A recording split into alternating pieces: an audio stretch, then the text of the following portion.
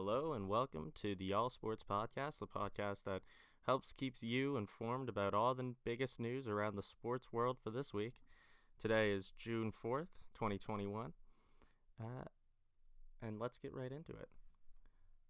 Our first story we're going to touch on today is actually a story that we got kind of the first information on last week, and there's just been a few updates to it now.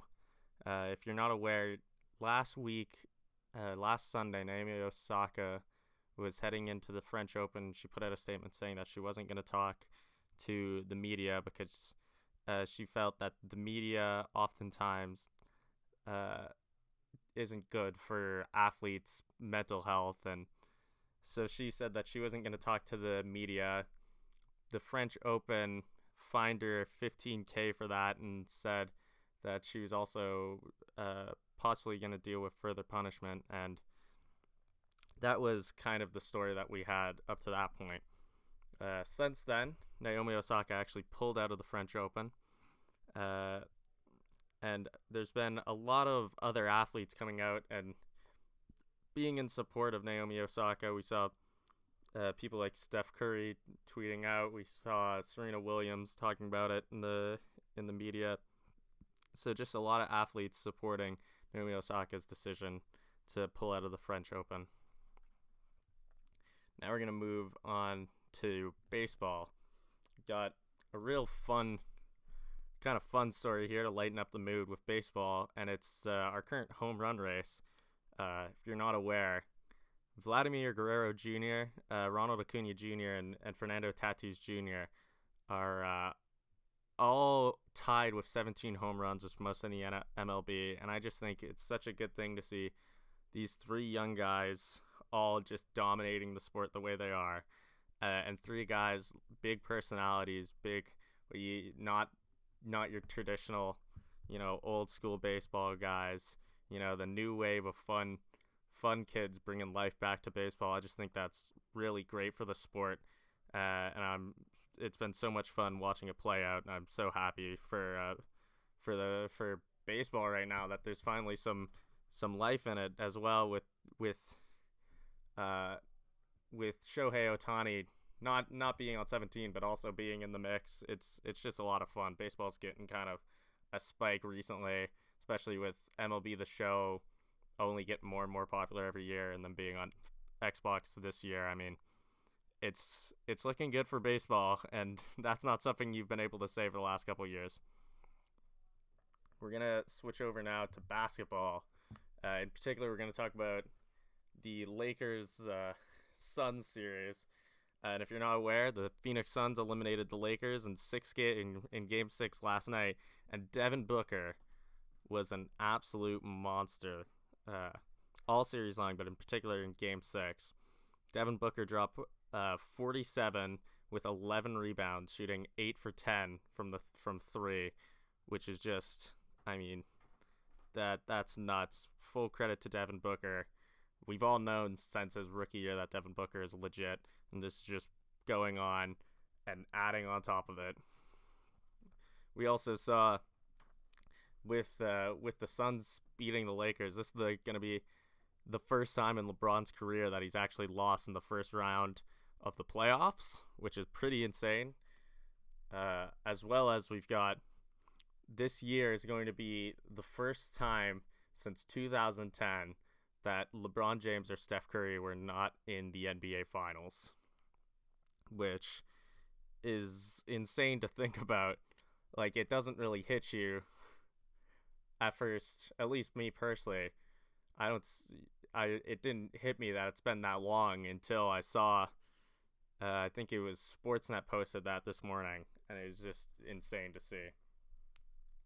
With some more basketball news, we're going to move over to Coach Krzyzewski, Coach K, long-term coach of both USA Basketball and the Duke men's basketball team. One of the all-time great coaches has announced that he's going to give it one last ride this next season, and then he's officially retiring, which is huge news, not just for Duke and for college basketball, but also for USA Olympics, and just basketball in general. I mean, in my mind, Coach K is without a doubt one of the 5 best coaches in basketball history. Like, he's in the same realms with like Phil Jackson in my eyes of just the best coaches that basketball has ever had. Just you look at the prolonged success that Coach K has been able to have at Duke. It's unmatched. And obviously you get into the argument of, well, what about where do you value more, college or NBA? Because obviously Coach K not coaching in the NBA, spent his whole time at Duke and with USA Men's. But I think this is an instance where you kind of have to look past the fact that Coach K never coached in the NBA and just realize the fact that he could do it for so long at such a high level, and all of his players seem to love him, and you never hear bad story come from a former Duke player about Coach K. I think he will go down as one of the 5, maybe even 3 best coaches that we've ever seen coach the game of basketball. Now we're going to move to a different coach, but still big news in basketball. We're going to talk about Bill Laimbeer, obviously former player, now coach in the WNBA, or former player in the NBA, now turned coach in the WNBA, has officially moved into second in the all-time WNBA wins by a coach with his 288th win, which is just a big congrats to Bill Laimbeer for that. Absolute, an amazing accomplishment by Bill. I think sometimes when we think of Bill Laimbeer, maybe the most positive thoughts don't instantly come to your head especially when you think of Bill Laimbeer the player. But you can't allow that to cloud your judgment on Bill Laimbeer the coach, who has just been really successful. Obviously, he was in the finals last year with the Aces, but obviously lost. But they were losing. They were missing huge players at that point with COVID problems. So I think Bill Laimbeer, I mean, he's obviously this year has a shot at winning a championship, but I think Bill Laimbeer will be looked back at. I think he will get number 1. I think he'll get 350 wins, and I think he'll be looked upon as just in the same realm that we were talking about Coach K a little bit earlier, as just one of the all-time best coaches in basketball. Also have a little story that I want to talk about that I thought was really cool. Tonight, as of recording, Friday, June 4th, 2021, the WNBA has 2 games going. The Dream are taking on the Lynx, and you can watch that game on Facebook, and the Storm are taking on the Wings. You can watch that on Prime Video, and I'm just a really big fan of this. I wanted to highlight the fact that sports are starting to get broadcast on things like Facebook or things like Amazon Prime Video, or recently we saw Sportsnet. If you're in Canada, during the first round of the Toronto Maple Leafs versus the Montreal Canadiens, you could watch the Leafs play with Steve Dangle on YouTube. I think these are all really great moves. With sports right now, with TV and cable, obviously right now being not as important as it was before, not as relevant, not as many people having TV, like having cable anymore.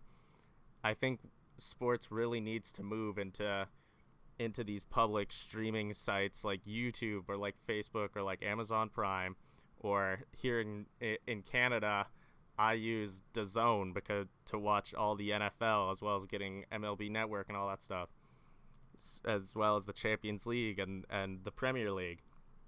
So I just wanted to point that out, that we're getting the WNBAs moving to also these streaming sites, which is just a really big plus in my books. I think soon enough, sports is all going to be on these new sites, and that's going to be great. I think that's how you get more people to watch any sport, not just WNBA, but literally any sport. Like, you saw the numbers that the Sportsnet streams with Steve Dangle are getting for hockey. Those are crazy great numbers. To continue on to hockey, a lot of news in hockey since last Sunday. We're going to start with the Ryan Reaves incident. Game 1, Vegas versus Colorado. Put it simply, Colorado was just running Vegas off. It was like two different leagues going on. Colorado was killing Vegas. And early in the game, Ryan Graves of Colorado laid a questionable hit. Vegas didn't like it.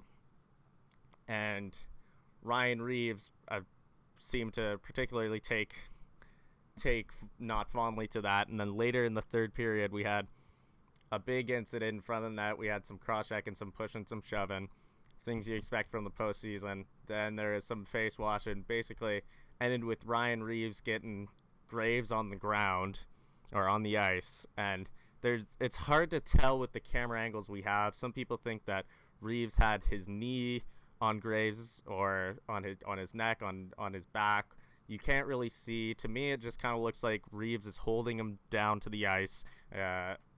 Either way, Ryan Reaves got thrown out of that game, got a intent to injure penalty, and then got a 2-game suspension for that. Which there's been a lot of chat about whether that's enough, whether that's too much. I kind of sit in the camp of it's really hard to tell with the angles we have available to us whether there was the knee down or not. Obviously, the ref saw something. The ref seemed to think that there was intent to injure, or obviously that's why he gave the match penalty. So that's just really hard for me to look at it and say, yeah, that should have been more games, or that shouldn't have been less games with the angles we have. Obviously, the NHL has more angles available to them than we do, so they probably know better than us. But obviously, it goes back to the Tom Wilson hit earlier, getting only a $5,000 fine, or not hit, but the Tom Wilson incident is probably the best way to describe it. The NHL safety is, like, the head of player safety is being questioned, and always is, because they make dumb mistakes pretty clearly. So I don't know, with this particular incident, it's hard for me to take a hard, steadfast position on it, on whether 2 games was enough or not enough, just with the angles we have. But either way, more that just adds to another list of things that people are upset with the NHL player safety, in particular George Peros, with. Now we'll move to the Jake Evans situation. If you don't know, basically, Habs Jets game 1. Habs were were outplaying the Jets most of the game. Third period comes, and you could tell Mark Scheifele of the Winnipeg Jets, who's a really great player, one of the best young centers in the league right now. You could tell in the third period. He was upset, though. He was playing angry in the third period. Habs were up by 2 goals with about 3 minutes left, if memory serves right. Jets pull their goalie. Kyle Connor snipes one. Boom. It's a 1-goal game with a minute to go. So basically, Habs win face-off, kind of dump it in deep. Jake Evans is going and chasing it. He's kind of the only one in the Winnipeg zone when he gets in there. Puck goes behind the net. Jake Evans goes behind the net to wrap the puck around into the empty net. He's staring at the net. And Mark Scheifele comes all the way from the Habs hash marks to lay a big hit on Jake Evans. Well, a hit that's very clearly a charge. I don't think anyone's... I mean, there is definitely some people who are arguing that this wasn't a charge, but I think now that there's been a little bit more clarification on what the actual NHL rulebook says is a charge and isn't a charge, we've kind of clarified that, yeah, that was a charge. And big shout-outs to Elliot Friedman of Sportsnet, Eric Engels of Sportsnet, the Hockey Guy on YouTube, for kind of clarifying and laying the law that the 3-stride thing isn't actually a rule in the NHL. It's just because even I, as a huge hockey fan my whole life, I always thought, 3 strides is charging, and Mark Scheifele doesn't take 3 strides, but they clarified that it's actually charging can be called not just from 3 strides or jumping into a hit. It can also be called based on distance traveled. And as we saw, Mark Scheifele came all the way from the Habs hash marks to come lay this vicious hit on Jake Evans. I think this is a needless hit. I think Mark Scheifele, and I love Mark Scheifele a lot. I really want to clarify that. I really like Mark Scheifele. I think he's a great player. This is not me just coming at Mark Scheifele. I don't think he's a dirty player. I think he was just upset and emotions got to him, and it's playoffs, and, made the wrong decision. He had a split second and he made the wrong decision. So, the collision happens. I don't think it's elbowing after watching the stuff. I don't think he's particularly targeting Evans' head either. And he doesn't leave his feet with the hit either. In live, like in full speed, it does look like Scheifele leaves his feet, but when you watch it in slow-mo, frame by frame, you can see when they actually collide, Scheifele doesn't leave his feet. He leaves his feet after the collision has started, because that's too big human being. Like, these are two athletes, professional athletes, when they collide, so you're going to get knocked in the air a little bit.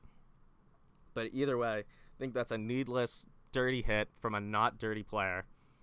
Scheifele ends up getting suspended 4 games, and is not planning to appeal it, even though he felt it was excessive. I think 4 games is, I think that hit, honestly, I think that hit could have been 5 games, just on the fact that it was so needless, and it was so clearly Mark Scheifele he had given up on trying to take away that puck, trying to stop the puck from going in the net, and just decided, I'm going to hit this guy.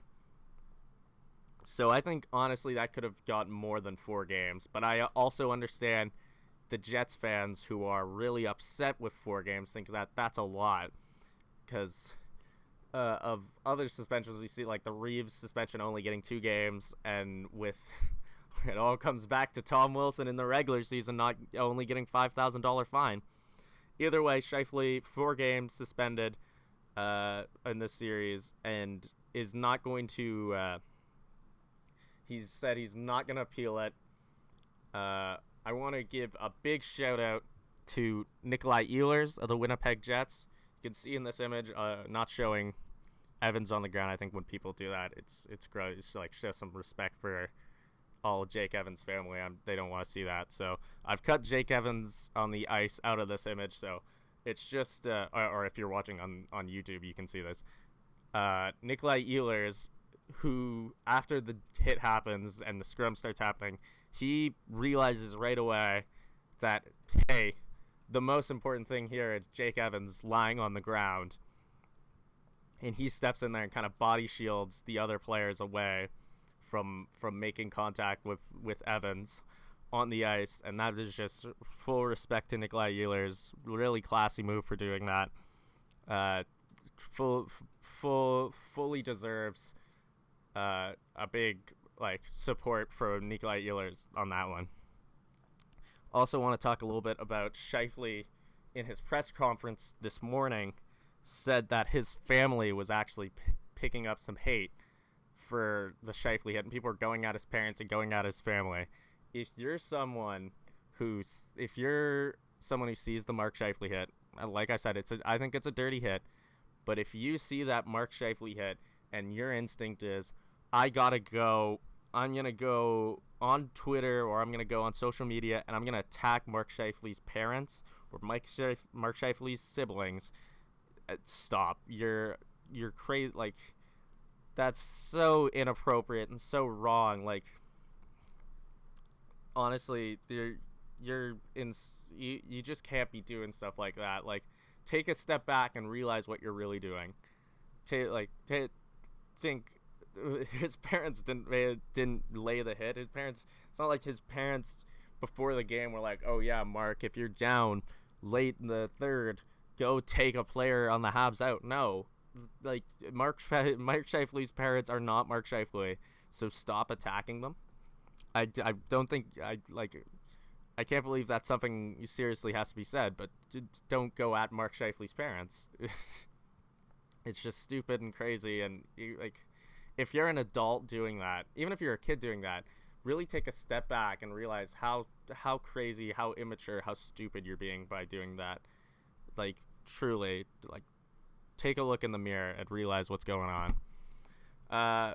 Another chat in the hockey world, some breaking news this morning was Max Domi is going to be missing the start of next regular season because he is having surgery to repair his right shoulder tear that he received earlier this season. Max Domi, obviously, first year in Columbus after getting traded for Josh Anderson in last offseason, did not have the season that I think that Max Domi was wanting to have. Probably, got benched a few times. Probably did not hit it off with Torts very well. Obviously, Torts is going to be gone next season, though, so there's maybe some bright side going there. Best of wishes for Max on his recovery from this. Hopefully, when he gets back, he can have a real bounce back season. He looks like, because he was played really well in Montreal. So hopefully he can bounce back to that level, and hopefully under whoever Columbus ends up hiring, he'll be right back at his best and, one of the best wingers in our game. Then we're going to move to not Owen Powers. The Buffalo Sabres have won this year's draft lottery, and they got the first overall pick, which everyone is expecting them to take Michigan's Owen Powers with the first overall pick. Congrats to Buffalo, I guess. I mean, really just congrats to the fan base in Buffalo who just needs some good news to happen. Buffalo just needs, especially the Sabres. The Sabres fans just need something good to happen, and hopefully this is it. Especially with all the news, with Jack Eichel wanting to leave, and hopefully this is some good news for Sabres fans. Hopefully Owen Powers comes into the NHL and absolutely tears it up for the Sabres next season.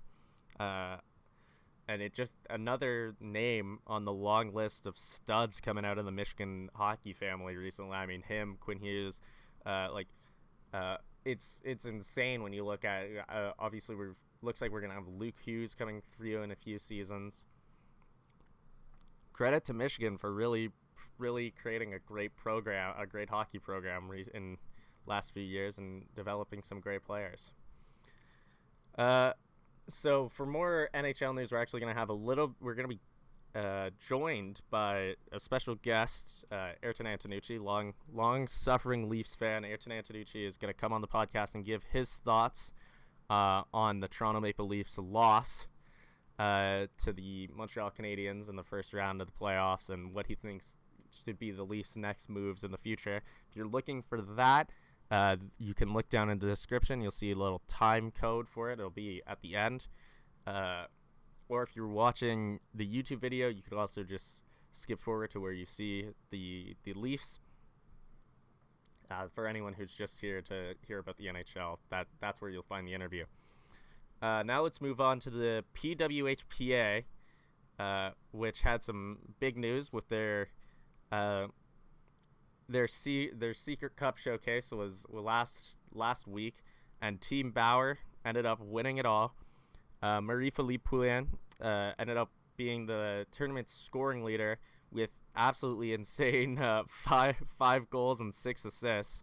Marie-Philippe Poulin just showing off. I mean, she's the best women's hockey player on the planet right now, and she really showed it off this tournament with Team Bauer. And I think, as you know, Canada going into the IIHF Women's World Championship has got to be really excited seeing those results from Marie-Philippe Poulin. Some more women's hockey stuff and more about the PWHPA. We're going to talk about the whole Sarah Nurse situation, which, if you're not familiar, Sarah Nurse is a is a forward for both Team Canada and it played for Team Bauer at the Secret Cup. So Sarah Nurse, extremely talented forward, and anyone who's more familiar with what she does with Team Canada, whether that's through past World Championships or through the Olympics, you probably know Team Canada has always played Sarah Nurse on the wing, and she's obviously succeeded on the wing with Team Canada, winning medals, winning gold at the Olympics. But in this tournament, we actually saw Sarah Nurse playing right up the middle, playing the center role. So that kind of brought into question with the 2020, with the Women's World Championship coming up, this year, as well as the Olympics the year after. Where are we going to see Team Canada play Sarah Nurse? Is she going to be back on the wing, or is she going to be up the middle like we saw with Team Bauer? She really had a great tournament up the middle. I know this is from on the 31 Thoughts podcast with Elliot Freeman and Jeff Merrick, one of the best podcasts, one of the best hockey podcasts, maybe the best hockey podcast around right now. If you want to hear about news league wide, go there. Those guys, obviously, if you're a hockey fan, you know who Elliot Freeman and Jeff Merrick are, and they're legit. So, but they were talking about, apparently, I forget if it was Elliot or Jeff, and I apologize for that. One of them said there's actually a bit of there's a little bit of a divide in Team Canada's management on where Sarah Nurse is going to play and whether Sarah Nurse is strong enough face-off wise to play up the middle for Team Canada. So that'll be a really interesting story to follow heading into the IHF Women's World Championship. Speaking of the IHF Women's World Championship, it's officially announced earlier this week that Calgary will be hosting the 2021 IHF Women's World Championship, and that's really great for Calgary. It's always great to have tournaments like this in cities that really care about hockey or whichever sport it is, like whether you're having a basketball tournament in New York, having a hockey tournament in Canada, or it's just great to place it in a city that really cares about hockey like Calgary.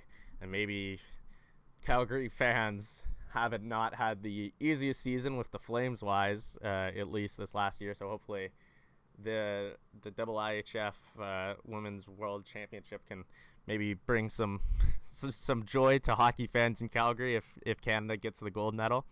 And I think this will be where we're really highly likely to see at this tournament, we're going to probably see Sarah Nurse playing up the middle of the ice, playing center, probably on that second line. And we'll see how she does there, and that'll determine for the Olympics whether Canada feels comfortable enough with her playing up the middle. And hopefully all goes well, and she has a great tournament there, and congrats to Calgary.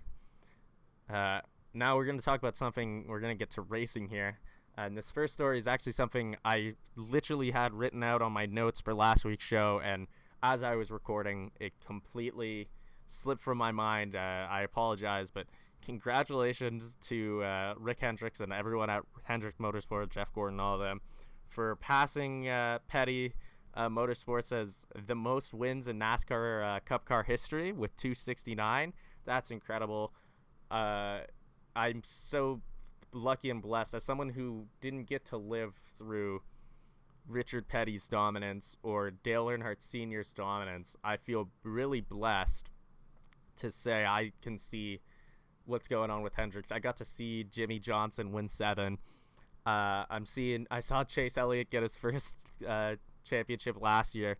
So it's really, I think, incredible that right now, as NASCAR is kind of trying to get some more young fans in, it's incredible to see Rick Hendrick, who's probably going to go down as the best owner the sport ever saw, really breaking some records right now. Now we're going to talk about FP2 earlier this morning for some F1 news, and free practice 2 at Baku this morning. Mercedes had absolutely no speed. If you didn't see, Red Bull took 1-2 on the timing charts. with Checo taking first, Max taking second, and then we had Ferrari 3-4, and then you had to go all the way down to 11th to find Lewis and 16th to find Valtteri, which is, astonishing, especially at Baku, which is so, such a power track, probably the biggest power track on the circuit. The biggest power track of the circuit is definitely Imola, but definitely a very big power track. You would expect the Mercs. I was going into this weekend, I was expecting the Mercs to probably walk away with this one, and to see them both struggling big time this morning was really, really interesting. Especially Toto Wolff, principal of Mercedes, completely skipped his media to go straight to the engineers to talk about where's the speed gone. Why is the car struggling so much this morning? So it'll be really interesting to see if they manage to get something together for quali tomorrow morning and for the race on Sunday. That'll be a fun one to follow. I think I'm going to do some predictions here for quali and for the race at Baku. I think probably I don't think that Merc is going to stay where they are right now. I do think they'll improve for tomorrow and for Sunday's race. If I was to make a prediction, I'd say we're going to have probably Max is going to take pole, as much as that's boring to say. And I think our podium on Sunday will going to get a little wild. I'm going to say Checo, Verstappen, and Scholl is going to be the podium. I think this will be the race that Checo is finally, because you saw him in free practice too. He was really fast today. I really hope this is the race that Checo kind of reminds everyone, hey, I'm still here. I'm still one of the best drivers on the grid. Just it took me a little time to get used to this Red Bull, but I'm still great. This isn't my stint at Mercedes 2.0, or not Mercedes, my stint at McLaren 2.0. I can actually still compete at a top tier car on the grid without a problem. Now, really big news. Singapore has been taken off this year's calendar. This was breaking news right as I was recording this, so I actually don't know if it's been announced yet why it was taken off. I just saw F1 tweet out that it has been removed from this year's calendar. You've got to assume it's probably related to COVID, but I don't want to make any confirm any statements or something. Like I said, I haven't been able to see myself what it was for, at least yet. I think it's kind of a shame. Singapore is always a fun one to watch. Last time we saw Singapore, we had that great battle, like the drama between Sebastian and Scholl and Ferrari, and that was Sebastian's last ever win at Ferrari. Maybe he's going to be the last, as much as it kills me, maybe the last win of Sebastian's career. Hopefully not. Hopefully with the new regulations next year, Sebastian can or that Aston can get some speed going. But yeah, Singapore is always a fan favorite race to watch. It's a night race. Obviously, it's a driver's nightmare with how hot it is. So I'm sure there's some drivers who will be happy to see it not on the grid this year. But yeah, it's always a shame seeing tracks, and especially fan favorite tracks, kind of get removed. Now we're gonna move to some injuries leading into the Euros. Two really big ones.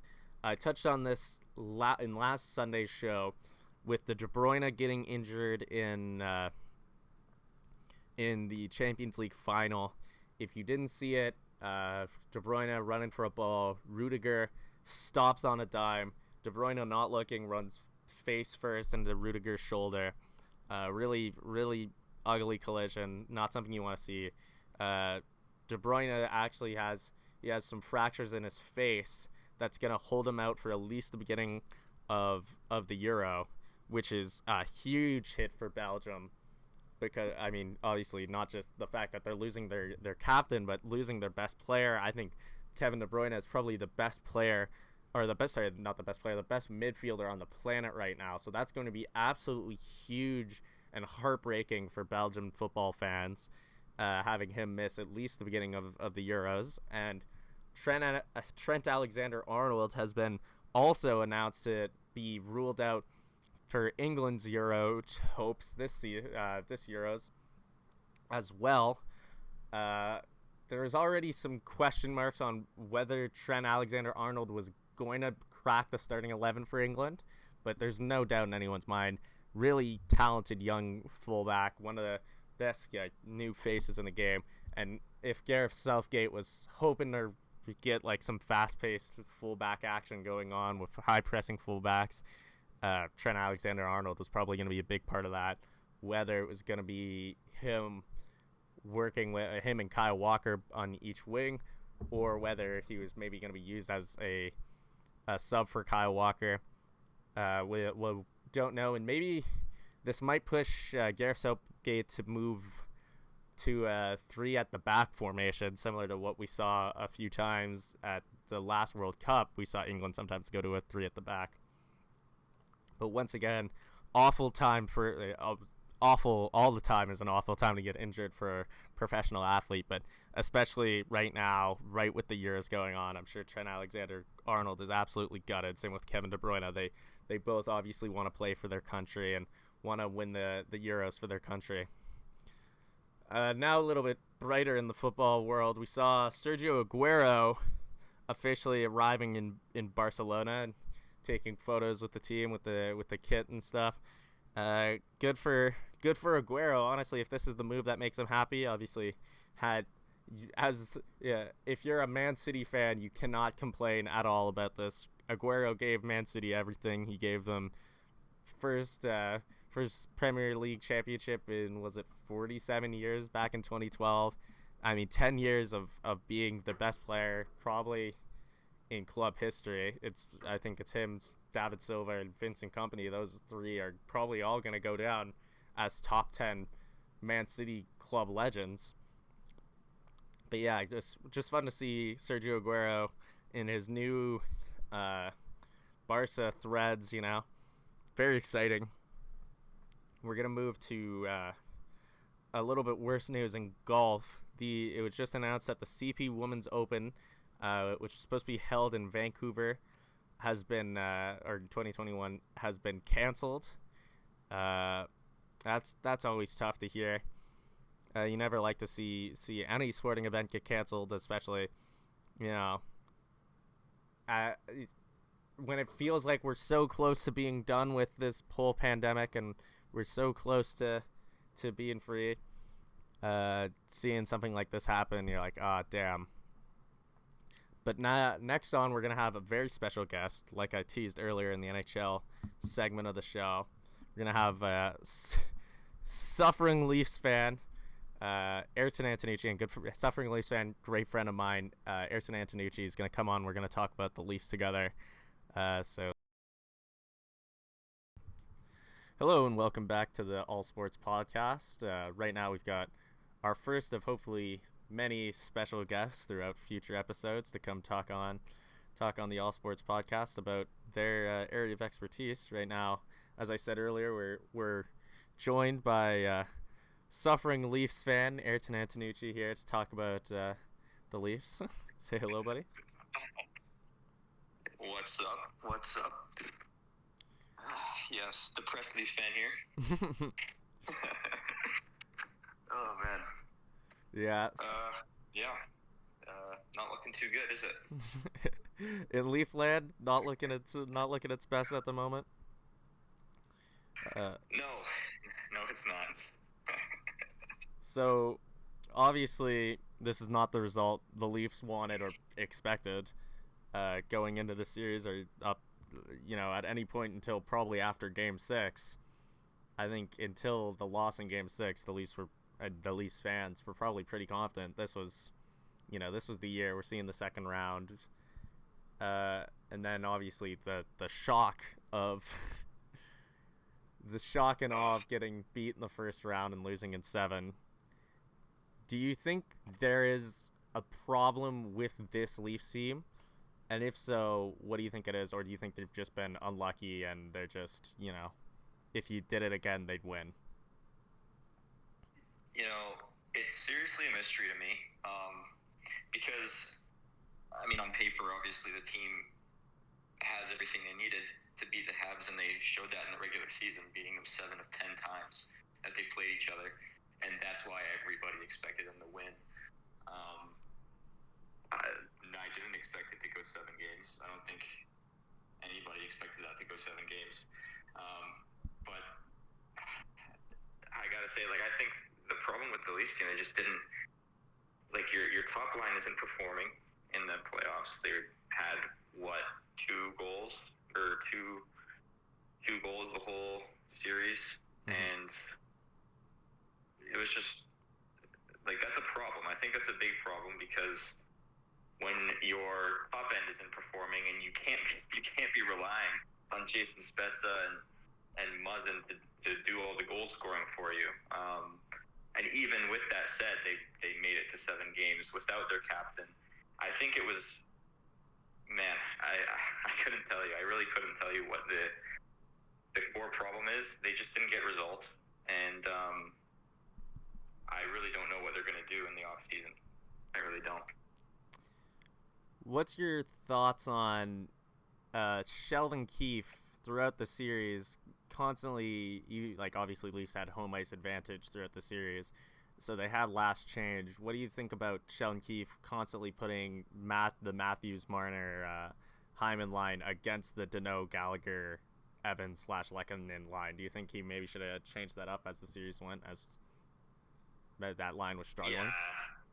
Yeah, I mean, it's easy to say in hindsight, like, what went, that maybe he should have done something different. But it was clear, I mean, what did they have to lose? I mean, at that point, even in Game 6, when you're in far less risky position than Montreal is, where you can afford to take the risk. Okay, Matthews, Marner, they're not scoring. They're not getting as many chances as we want them to. So let's just match them up with someone else to try and see what happens. I mean, especially in games 5 or 6, where they were 1 game from moving on to the second round, and even so, it's like, even if they lost that game taking risks, it's not a huge hit, right, to them. But he didn't do anything about it, and who knows? Now we'll never know really if that was the issue for them. Mm-hmm. Do you think the Leafs should make drastic change this offseason, or do you think they should kind of try to stick with what they've got going right now? I mean, cost cap aside, I think their core is good. I don't want to see them throw that away. They're young, and I think that they can do a lot with it. There needs to be, if they are going to make any changes, they're going to have to be really careful with their trades. It's going to be hard to win trade if you're getting rid of somebody like Marner or Hyman or something like that. But I think that their core is good. I think that they should keep it, but there's clearly has to be, they have to do something about. I don't think they came ready to win in Game 7. That was the worst game of the series by a long shot. So I don't think the problem lies necessarily in their core. I think it relies. I think there's something else going on. I think either coaching wise or just the team's mindset going into that game. I don't think the players are the problem, to be honest with you. Okay. So obviously, the media, as it loves to do whenever there's big news like this, they've been talking a lot about, trade Marner's been in the news. You've heard trade Morgan Rielly in the news, and then recently we're starting to see a lot of people maybe even raising the thought of possibly trading Nylander right now, just because his trade value is through the roof after that playoff series. If the Leafs were to move on from one of those players, who do you think would be the best value for return? Not on what player you think they should get in return, but if they had to move one of those players, who do you think they should move? You said Nylander, Rielly, Was Or that all Marner. he said? Yeah. Right. Nylander, Riley, Marner. Man, I think they probably get.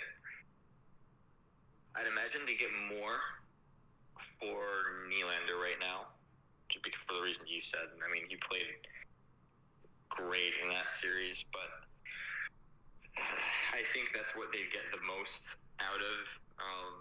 He's probably. I mean, Marner. I don't think there's few teams that wouldn't pick up Marner, but I don't know.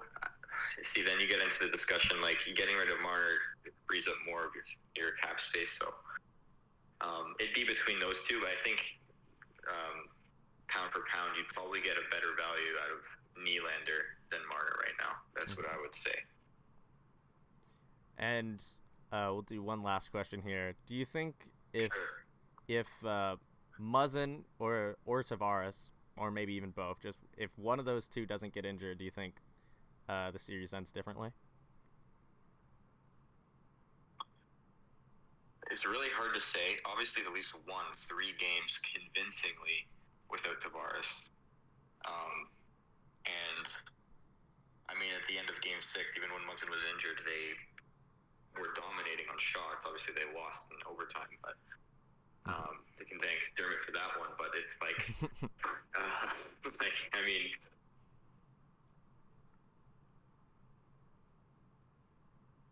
I think that they would have been more dangerous with Tavares and Muzzin, especially. But you see, like, I don't think, like, with the performance that they put on in Game 7, I don't think not having Tavares and Muzzin there was the issue. I don't think that was the problem. I think that they believed in the curse as much as everyone else did. I think they went into that game and they were like, we're losing this one, because they don't win no Game 7s. So, yeah. So to answer your question, I think it's really hard to say, but, like, I think they would have been more dangerous. I think that with Tavares in the lineup, I'm going to say yes, but I'm going to say yeah, they would do it. I don't think that they would have lost Game 1 if Tavares wasn't hurt. I think that killed their morale that game, and they were clearly pretty shook that entire game. So I think they would have kept Game 1 a lot under control, and I think they would have taken the series. But again, I guess who knows, right? Yeah. At the end of the day, it's all hypotheticals, but it's fun to speculate. Yeah. Well, thank you so much for doing this interview and taking time out of your day to talk Leafs, especially in such a not fun time to talk about the Leafs. Oh, man. Yeah, thanks for having me. Yeah. Hope to come back on. Sure. I see big things for this podcast. Oh, thank you. I expect at least 200,000 monthly viewers within the next 2 weeks. So. Yep. Well, yeah. when they hear that you did an interview, they'll be like, "Well, I gotta check it out." Oh, I gotta check it out now. I know. What can I say? Well, I'm sure we'll have you back on in the future talking Leafs and talking Formula One. Thank you for taking the time out of your day to join us, and have a good one, man. Yep, have a good one. So that'll wrap it up for this Friday's episode of the All Sports Podcast. We'll be back on Sunday talking all the news and the sports world, and by then we'll see what will have happened in tonight's game, Game 2, Habs versus Jets. We'll also hear, we'll know what will have happened in the F1 in Baku this weekend. Thank you so much for listening, and peace and love, everyone. Have a good one.